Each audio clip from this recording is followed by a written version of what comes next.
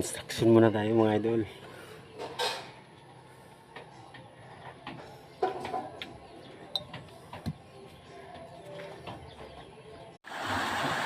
Yan guys, dalawang butas siya. Kumbaga mata siya, pero dito siya nakatingin. Ito. Heart shape siya. Oh. Heart. Heart yun na ba to? May hole pa siya sa dito sa gitna.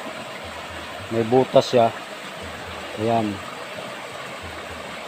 Tapos ang kakamangha pa yan dito sa kabila na to sa gilid. Yan.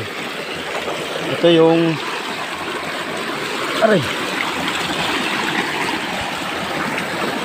Ito yung heart guys. Yan heart pero ayun siya, box yung gilid niya. May hugis box. Ayun yung heart. Heart na bato yon sa ibabaw. Itong tulis niya, heart yon. Pa-heart siya. So, sana nandito sa ilalim o kaya nasa loob ng bato. Kakaibang pag dito ka sa taas, ano talaga siya? Hugis heart. Pag nasa taas ka.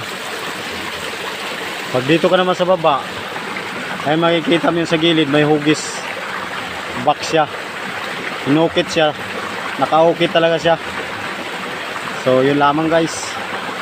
Comment kayo kung anong dapat natin gawin dyan. Kung may laman kaya yan. Sa mga marunong dyan. Maraming salamat.